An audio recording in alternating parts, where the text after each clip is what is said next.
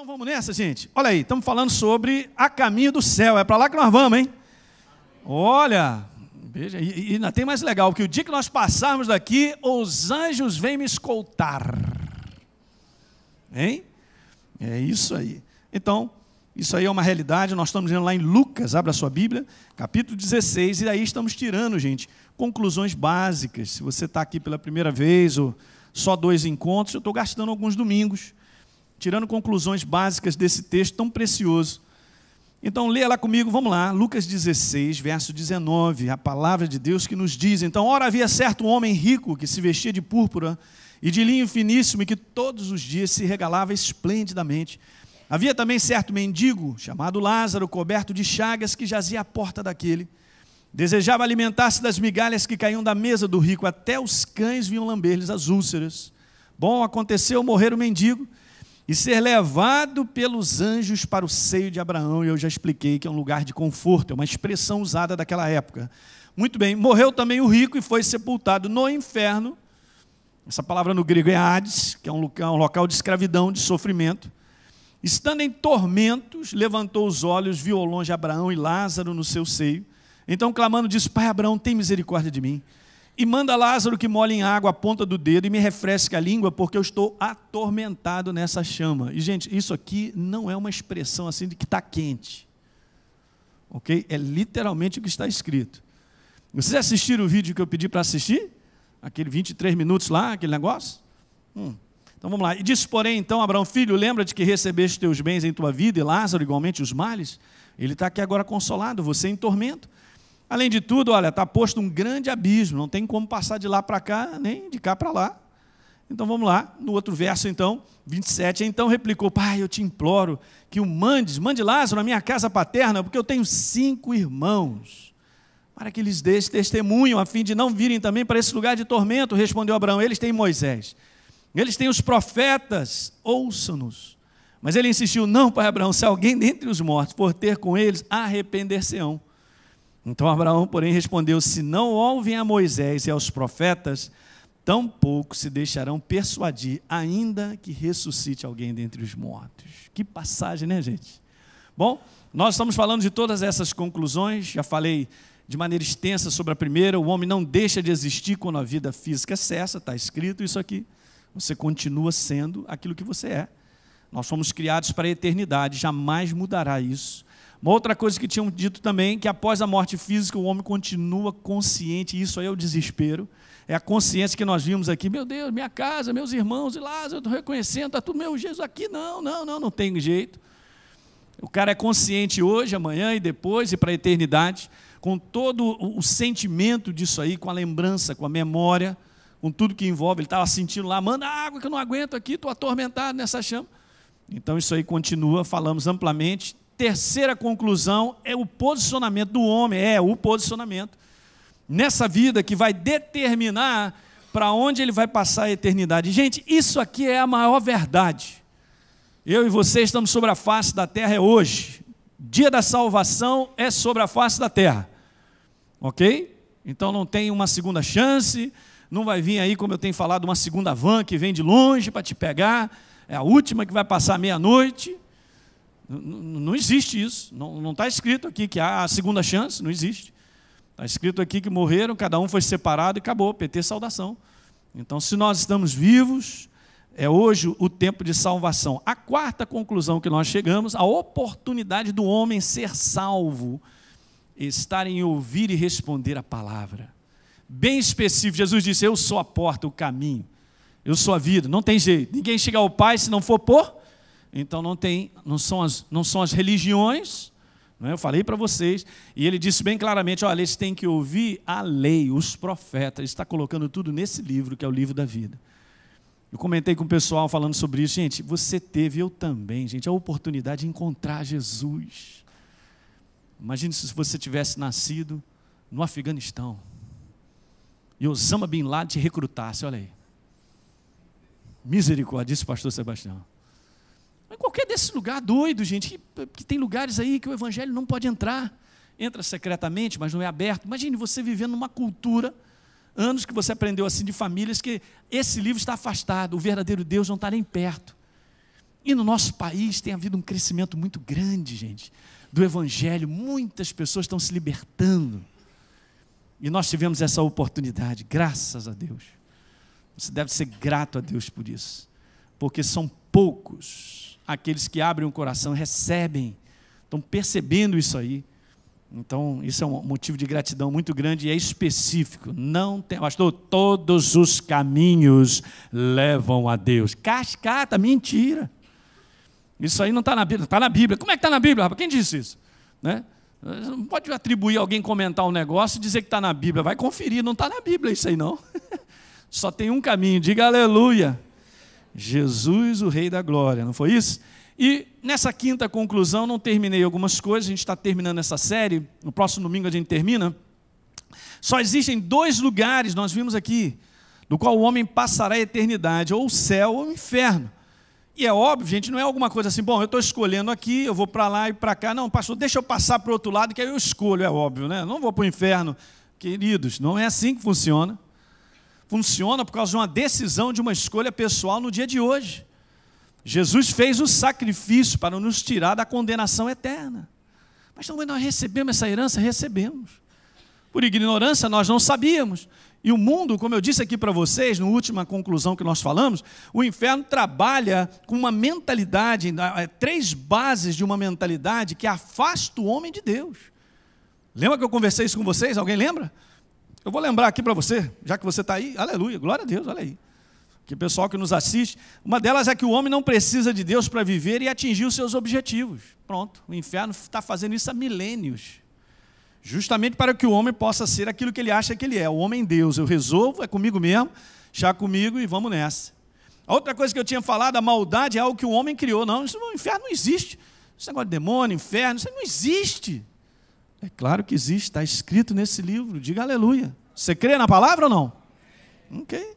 E a terceira coisa, a prática de boas obras, é a busca pela espiritualidade. Gente, isso aí é engano do inferno.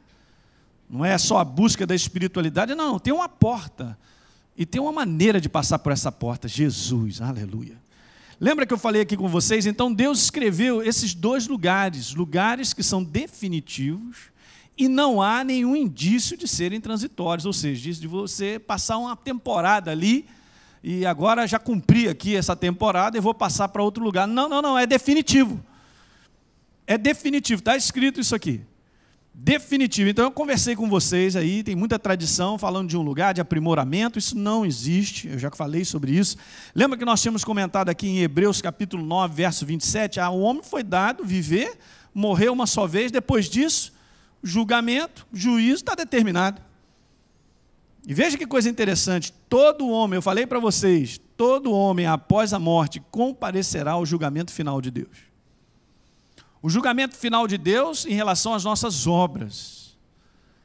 Mas olha, esse é o grande detalhe que eu quero dizer. Os que receberam a Jesus como Senhor, eles aguardam na presença de Deus até o dia do julgamento final, quando então nós seremos absolvidos, não seremos condenados, diga aleluia, mas nós vamos ter que comparecer, todo ser humano.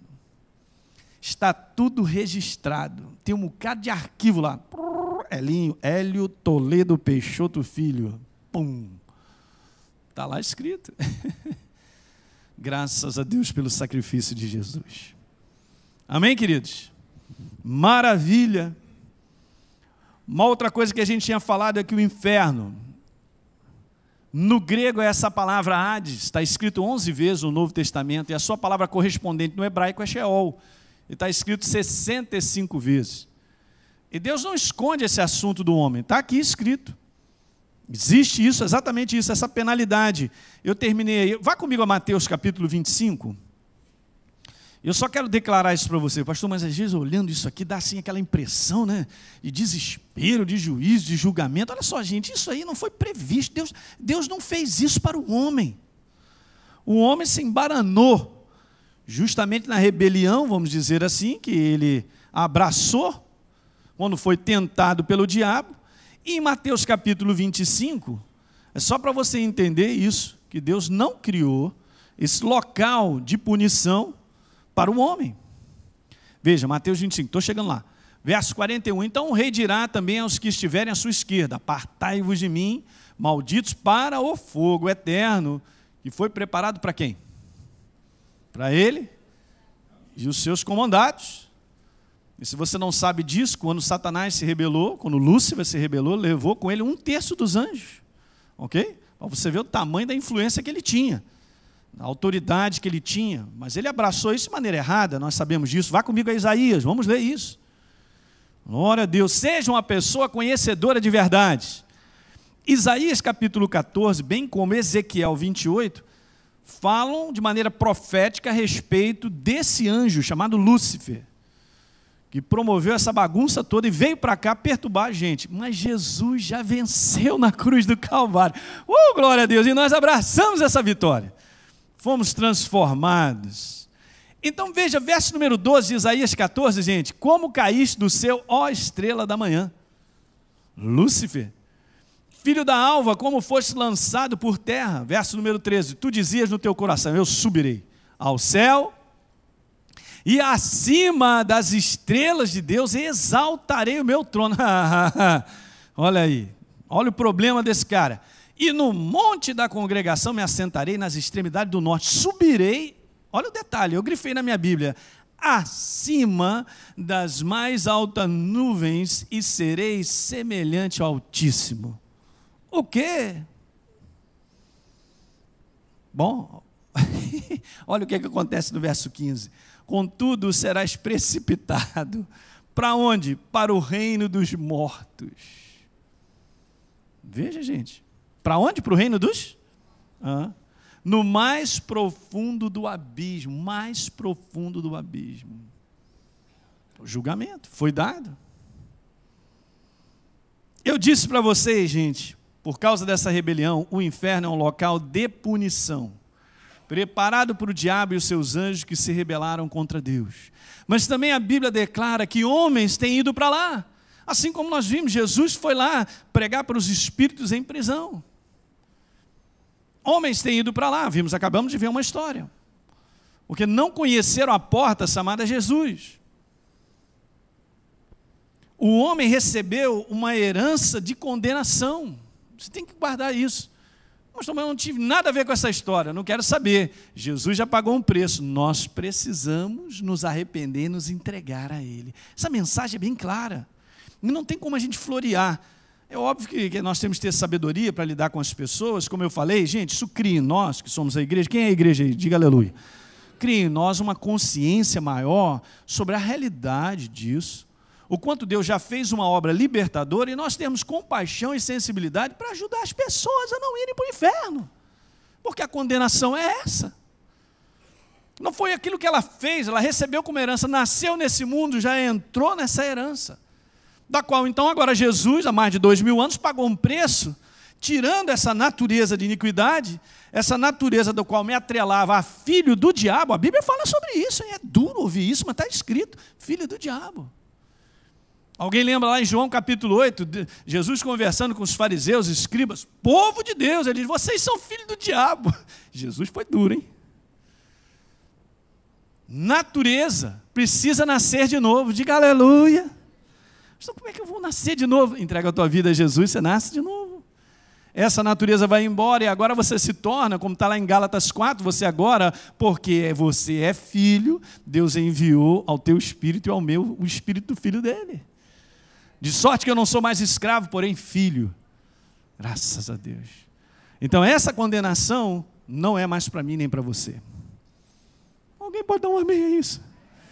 Graças a Deus. Então você pode ficar tranquilo, que se a Scania pegar você, para o céu você vai. Brincadeira, não estou falando assim, mas está garantido, está tranquilo, teu coração está em paz, porque você é nova criatura. Eu sabia que as pessoas têm medo da morte? Porque no fundo elas não sabem para onde vão. É terrível.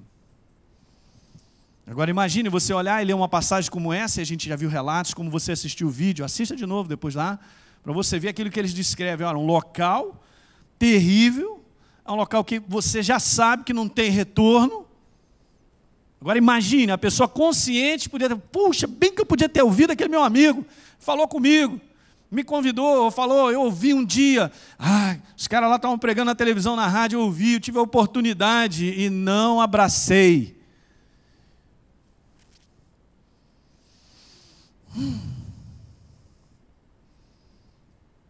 Tá certo isso aí, gente? Vá comigo ao Salmo número 9, está tudo escrito na palavra. São palavras bem claras. Isso aqui não mostra, gente, não é esse... você tem que entender, o teu Pai, o teu Deus é um Deus de amor. Jesus é a prova disso, para resgatar a humanidade. É um Deus de amor, mas Ele é justo. Ele tem a sua palavra estabelecida. Escuta uma coisa, toda rebelião não está a natureza de Deus nisso. Deixa eu te explicar algo aqui que é legal. Vamos pegar nesse link. Tudo aquilo que não está na sua palavra como orientação, como aquilo que ele determinou para o homem, está atrelado à morte, porque só existe vida e morte. Na verdade, só tem Deus, o resto foi criado por Ele. E se tudo que foi criado não estiver ligado a Ele, está na morte. Pegou? Captou? Captou, amado mestre? Então imagina, Ele é o Criador de tudo que há e do existe. Se nós não estivermos ligados à natureza dEle, ou aquilo que Ele propôs, ou a direção dEle, não estivermos debaixo, não tem vida. Por isso em Deuteronômio 30 está escrito, você vai escolher. Eu te dei autoridade, você escolhe vida ou morte. Bênção ou maldição. O homem escolhe. Então quem estiver vivo sobre a face da terra, gente, tem que escolher a vida. Tem que escolher o sacrifício de Jesus, para que a natureza dele venha e tome posse da nossa vida. Alguém está entendendo? Está claro. Mas o homem tem que se posicionar. Então, olha só, já desde o passado está escrito isso, vai comigo, Salmo 19. Já chegou lá? Não, Salmo 9, 17, é isso aí, perdão. Confundi. Então, Salmo 9, verso 17. É isso mesmo que está escrito, pastor? É. Os perversos serão lançados aonde? Não tem pronto, não tem por onde. Ou seja, aqueles que não se alinharam à verdade, porque, gente, só existe uma maneira de viver e de andar. Olhem para cá, isso não é de hoje. Isso não é história da igreja, sempre foi assim. Olha só, Adão e Eva foram criados com a natureza de Deus, andavam na sua presença, viviam na glória de Deus. Imagine que nível de vida que eles tinham. Bom, só naquela época a turma vivia 900 anos, ia viver para sempre, o coração ia bater para sempre. Que é isso? Que máquina é essa? Foram lá, comeram daquilo que não precisavam comer, não podiam comer, comeram, e Deus falou, no dia que comer vai morrer, a morte vai bater na tua porta e vai te abraçar. Só faltou Deus dizer assim para eles, vai se tornar filho do diabo. E é isso que aconteceu. Então, onde não há vida, há... Agora, para e pera para pensar. Quando Deus me pede para que eu ande na sua palavra, que eu viva a minha vida de acordo com os seus princípios, é para que haja vida em todas as áreas da minha vida. Em tudo que eu faço, a mão dele, a natureza. Porque eu acabei de falar para vocês, por que somos abençoados? Porque andamos na sua mão, na sua natureza, na vida. Fora isso, rebelião, morte.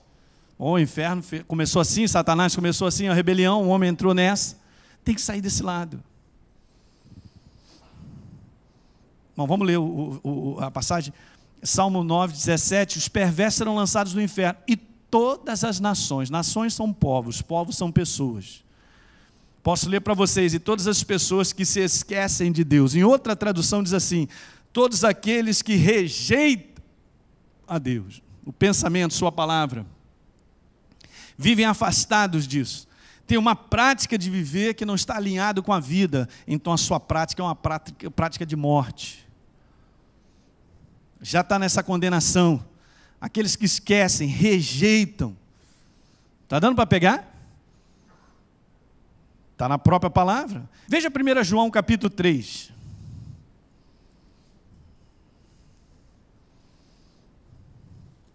Eu poderia ler muitos versos, outras coisas, mas eu só estou te provando que não tem outra maneira. Deus é vida e nós temos que andar na vida. Não é isso? Ele é a luz. Então, 1 João 3, olha como está declarado, não sou eu que estou dizendo, aquele verso 8, 1 João 3, aquele que pratica o pecado, não está escrito isso? Aquele que pratica o pecado é o quê? Que é isso? Procede de quem?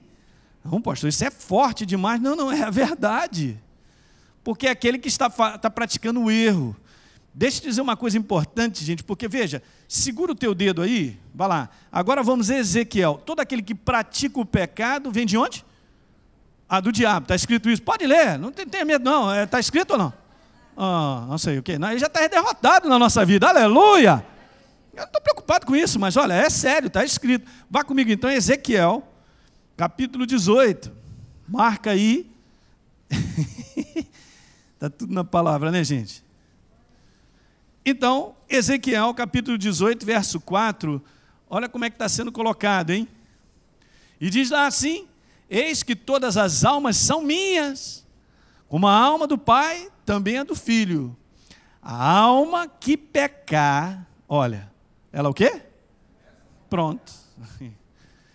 Entenda, a gente pode substituir essa palavra por errar, por desobedecer, por se rebelar à verdade, que é a vida. Enquanto nós vivemos sobre a face da terra, gente, até o dia de nós chegarmos, nós vamos ter que ir enfrentando esse assédio da morte, no contexto das inspirações do inferno para que eu faça o que ele sugere. Alguém pegou? Não, eu escolhi a vida. Escolhe a vida, Elinho, para que você viva e tenha vida longa e a sua família seja abençoada. Deuteronômio está lá escrito isso, no capítulo 30, verso 19. Olha uma outra passagem, Romanos 6, 23. Quem conhece um pouco a Bíblia já sabe o que está escrito. O salário do pecado é a morte. Já está escrito, olha o julgamento, a condenação. Porque na prática, fora desse livro, não há vida, há morte. É difícil, às vezes, a igreja ela ter noção disso. E olha, sabia? A maioria do povo de Deus não é treinada a dizer: olha, vou falar uma coisa, você recebeu Jesus, você tem que viver por causa desse livro. Você vive, esse livro é a tua inspiração de viver. Porque se não for, você está na morte. Não tem outra. O que Deus tem a falar sobre finanças? É a vida. O que Deus tem a falar sobre relacionamento? É a vida. Qualquer área do ser humano, o que Deus tem a falar é vida. Está dando para pegar? Por isso é um perigo. E eu já ouvi essa história aí, volta e meia se espalha, né? As coisas cíclicas do inferno, e o pessoal abraça essas, sei lá de onde é que vem essas doutrinas. Pastor, é de lá mesmo. Mas é uma vez salvo, salvo para sempre. É mesmo? O que você está querendo me dizer?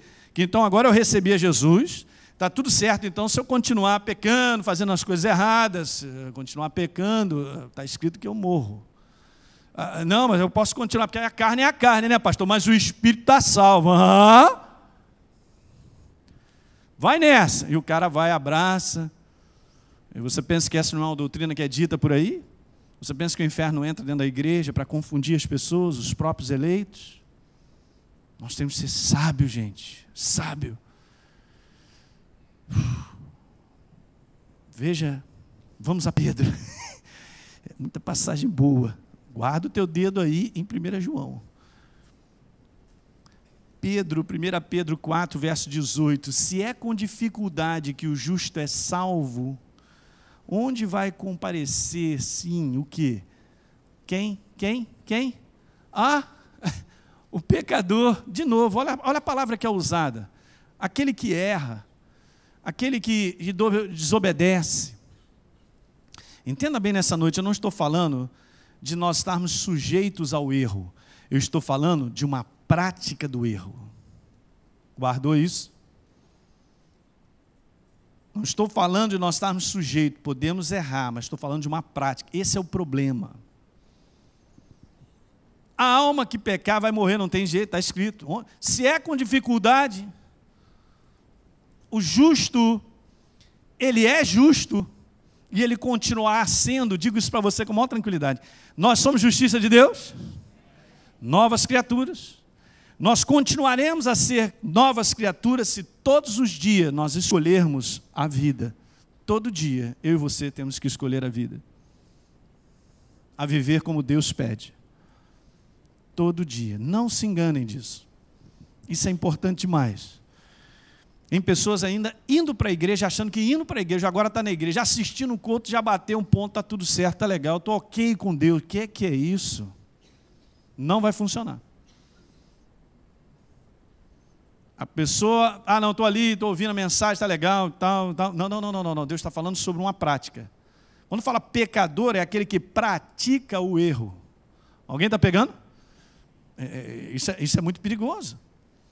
Veja aqui, 2 Pedro, deixa o teu dedo, está roxo, eu sei, está roxo, deixa ele aí, em 1 João, mas vamos aqui a 2 Pedro, um pouquinho à frente, no capítulo 2, verso 4, diz, ora, se Deus não poupou a anjos quando o quê? Olha aí, pecaram, desobedeceram, se rebelaram, antes precipitando no inferno, olha, os entregou ao abismo de trevas, reservando para o juízo.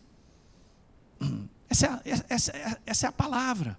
Funciona, a palavra ela é aquilo que ela diz que ela é, gente.